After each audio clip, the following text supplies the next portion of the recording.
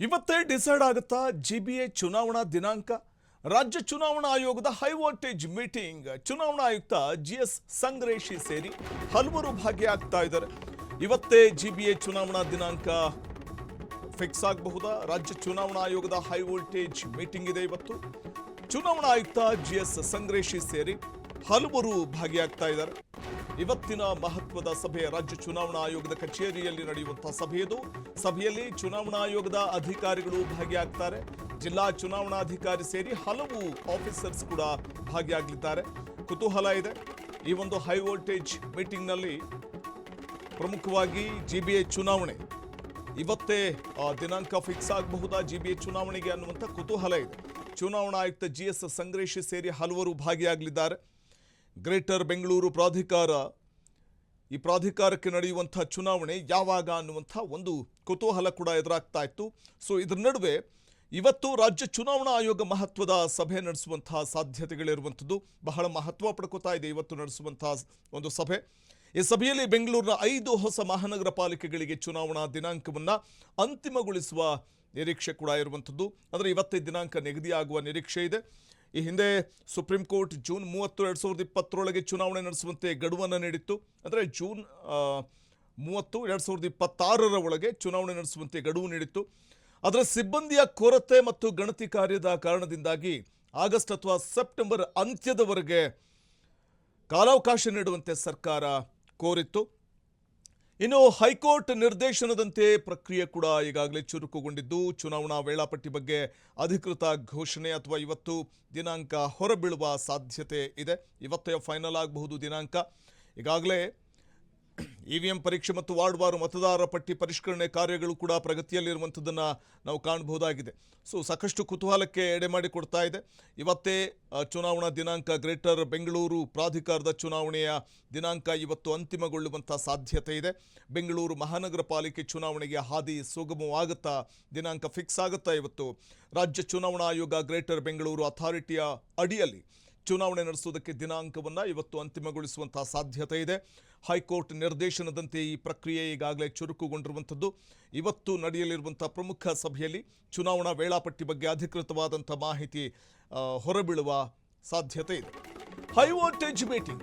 ಆದರೆ ಈ ಮೀಟಿಂಗ್ಗೆ ಮುಖ್ಯಮಂತ್ರಿ ಮತ್ತು ಉಪಮುಖ್ಯಮಂತ್ರಿಗಳು ಗೈರಾಗ್ತಿದ್ದಾರೆ. ಚುನಾವಣಾ ಆಯೋಗದ ಸಭೆಗೆ ಸಿಎಂ ಮತ್ತು ಡಿಸಿಎಂ ಗೈರಾಗ್ತಿದ್ದು, ಇವತ್ತು ನಿಗದಿಯಾಗಿದ್ದ ಚುನಾವಣಾ ಆಯೋಗದ ಸಭೆ ಇದು.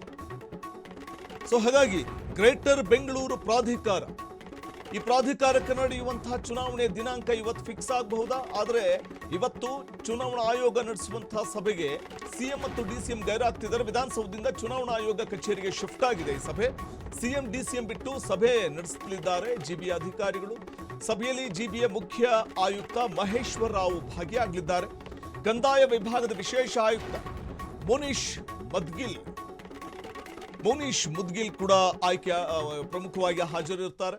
ಚುನಾವಣಾ ಆಯೋಗದ ಸಭೆಗೆ ಸಿಎಂ ಡಿಸಿಎಂ ಗೈರಾಗ್ತಾ ಇದ್ದು, ಪ್ರಮುಖವಾಗಿ ಈ ಹೈ ವೋಲ್ಟೇಜ್ ಮೀಟಿಂಗ್ನಲ್ಲಿ ಸಿಎಂ ಡಿಸಿಎಂ ಹಾಜರು ಇರೋದಿಲ್ಲ. ಆದರೆ ಇವತ್ತು ನಿಗದಿಯಾಗಿರುವಂತಹ ಈ ಒಂದು ಸಭೆ, ಚುನಾವಣಾ ಆಯೋಗದ ಸಭೆ, ಆಯೋಗ ಕರೆದಿದ್ದ ಸಭೆಯಲ್ಲಿ ಭಾಗವಹಿಸ್ತಾ ಇಲ್ಲ ಸಿದ್ದರಾಮಯ್ಯ ಹಾಗೂ ಡಿಕೆ ಶಿವಕುಮಾರ್. ಹಾಗಾಗಿ ವಿಧಾನಸೌಧದಿಂದ ಚುನಾವಣಾ ಆಯೋಗ ಕಚೇರಿಗೆ ಸಭೆ ಶಿಫ್ಟ್ ಆಗಿದೆ. ಇನ್ನು ಸಿಎಂ ಡಿಸಿಎಂ ಬಿಟ್ಟು ಸಭೆಯನ್ನು ನಡೆಸ್ತಾ ಇರುವಂಥದ್ದು ಜಿಬಿಎ ಅಧಿಕಾರಿಗಳು. ಸಭೆಯಲ್ಲಿ ಜಿಬಿಎ ಮುಖ್ಯ ಆಯುಕ್ತ ಮಹೇಶ್ವರ ರಾವ್ ಭಾಗಿಯಾಗಲಿದ್ದಾರೆ. ಕಂದಾಯ ವಿಭಾಗದ ವಿಶೇಷ ಆಯುಕ್ತ ಮುನೀಶ್ ಮೌದ್ಗಿಲ್ ಭಾಗಿಯಾಗ್ತಾ ಇದ್ದಾರೆ. ಪ್ರಮುಖವಾಗಿ ಗ್ರೇಟರ್ ಬೆಂಗಳೂರು ಅಥಾರಿಟಿಗೆ ನಡೆಯುವಂಥ ಚುನಾವಣೆ. ಸೊ ಚುನಾವಣೆ ಯಾವಾಗ ಅನ್ನುವಂಥ ಕುತೂಹಲ ಇತ್ತು. ಅದಕ್ಕೆ ಇವತ್ತು ತೆರೆ ಬೀಳುತ್ತಾ, ಫುಲ್ ಸ್ಟಾಪ್ ಇಡ್ಲಾಗುತ್ತಾ, ಜಿಬಿಎ ಚುನಾವಣಾ ದಿನಾಂಕ ಘೋಷಣೆ ಆಗುತ್ತಾ ಇವತ್ತು? ಈ ಕುತೂಹಲ ಇದೆ. ಚುನಾವಣಾ ವೇಳಾಪಟ್ಟಿಯ ಬಗ್ಗೆ ಅಧಿಕೃತ ಘೋಷಣೆಯಾಗುವ ಸಾಧ್ಯತೆ ಇದೆ. ದೀರ್ಘಕಾಲದಿಂದ ಕಾಯ್ತಾ ಇದ್ದಂಥ ಬೆಂಗಳೂರು ನಿವಾಸಿಗಳಿಗೆ ಮಹತ್ವದ ಸುದ್ದಿಯೊಂದು ಇವತ್ತು ಹೊರಬೀಳುವ ಸಾಧ್ಯತೆ ಇದೆ. ಚುನಾವಣಾ ವೇಳಾಪಟ್ಟಿ ಹೊರಬೀಳುವ ಸಾಧ್ಯತೆ ಇರುವಂಥದ್ದು. ಕರ್ನಾಟಕ ರಾಜ್ಯ ಚುನಾವಣಾ ಆಯೋಗ ಹೊಸದಾಗಿ ರಚನೆಯಾಗಿರುವಂಥ ಗ್ರೇಟರ್ ಬೆಂಗಳೂರು ಅಥಾರಿಟಿ ವ್ಯಾಪ್ತಿಯಲ್ಲಿ ಮಹಾನಗರ ಪಾಲಿಕೆ ಚುನಾವಣೆಗಳನ್ನು ನಡೆಸುವುದಕ್ಕೆ ದಿನಾಂಕವನ್ನು ಇವತ್ತು ಅಂತಿಮಗೊಳಿಸುವ ಸಾಧ್ಯತೆ ಇದೆ. ಇವತ್ತು ನಡೆಯಲಿರುವಂಥ ಪ್ರಮುಖ ಸಭೆಯಲ್ಲಿ ಚುನಾವಣಾ ವೇಳಾಪಟ್ಟಿ ಬಗ್ಗೆ ಅಂತಿಮ ತೀರ್ಮಾನ ಹೊರಬೀಳುವ ಸಾಧ್ಯತೆ ಇರುವಂಥದ್ದು. ಕಳೆದ 4 ವರ್ಷಗಳಿಂದ ಬಿಬಿಎಂಪಿಗೆ ಚುನಾವಣೆ ನಡೆಯದೆ ಆಡಳಿತಾಧಿಕಾರಿಗಳ ಆಳ್ವಿಕೆ ಜಾರಿಯಲ್ಲಿತ್ತು. ಆದರೆ ಈಗ ಸರ್ಕಾರವು ಬೆಂಗಳೂರು ಮಹಾನಗರದ ಆಡಳಿತವನ್ನು ಸುಧಾರಿಸುವ ನಿಟ್ಟಿನಲ್ಲಿ ಬಿಬಿಎಂಪಿಯನ್ನು ಪುನರ್ ಸಂಘಟಿಸಿ ಗ್ರೇಟರ್ ಬೆಂಗಳೂರು ಅಥಾರಿಟಿ ಅಂತ ಹೊಸ ವ್ಯವಸ್ಥೆಯನ್ನು ಜಾರಿಗೆ ತಂದಿರುವಂಥದ್ದು. ಇದರ ಅಡಿಯಲ್ಲಿ ನಗರದ ಆಡಳಿತವು ವಿಸ್ತರಣೆಗೊಳ್ಳಲಿದ್ದು ಚುನಾವಣೆಗಳನ್ನು ನಡೆಸೋದಕ್ಕೆ ಹೈಕೋರ್ಟ್ ಕೂಡ ಈ ಹಿಂದೆ ಡೈರೆಕ್ಷನ್ ನೀಡಿತ್ತು. ಹಾಗಾಗಿ ಇನ್ನು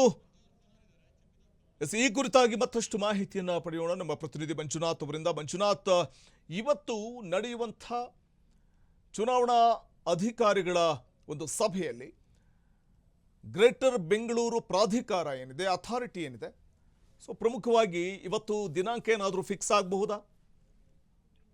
ವಸಂತ್, ಸುಮಾರು 11 ವರ್ಷದಿಂದ ಜಿಬಿಎ ಚುನಾವಣೆ ಆಗಿಲ್ಲ. ಸೊ ಜಿಬಿಎ ಚುನಾವಣೆ ಮಾಡಬೇಕು ಅಂತೇಳಿ ಈಗಾಗಲೇ ಜೂನ್ 30 ಚುನಾವಣೆ ಮಾಡಬೇಕು ಅಂತೇಳಿ ಈಗಾಗಲೇ ಸುಪ್ರೀಂ ಕೋರ್ಟ್ ಆದೇಶವನ್ನ ಮಾಡಿರುವಂತದ್ದು. ಸೊ ಈ ಹಿನ್ನೆಲೆಯಲ್ಲಿ ಇವತ್ತು ಕರ್ನಾಟಕ ರಾಜ್ಯ ಚುನಾವಣಾ ಆಯೋಗ ಒಂದಿಷ್ಟು ಅಂದ್ರೆ ಜಿಬಿಎಲ್ಲಿ ಯಾರು 56 ಜನ ಮೆಂಬರ್ ಬರ್ತಾರೆ, ಜೊತೆಗೆ ಸಿಎಂ ಡಿಸಿಎಂ ಸೇರಿದಂತೆ ಎಲ್ಲರೂ ಕೂಡ ಸಭೆಯನ್ನ ಕರೆದಿತ್ತು. ಇದರಲ್ಲಿ ಮುಖ್ಯವಾಗಿ ಸಿಎಂ ಡಿಸಿಎಂ ಸಭೆಗೆ ಬರಬೇಕಾಯಿತು, ಸಭೆಗೆ ಗೈರಾಗಿದ್ದಾರೆ.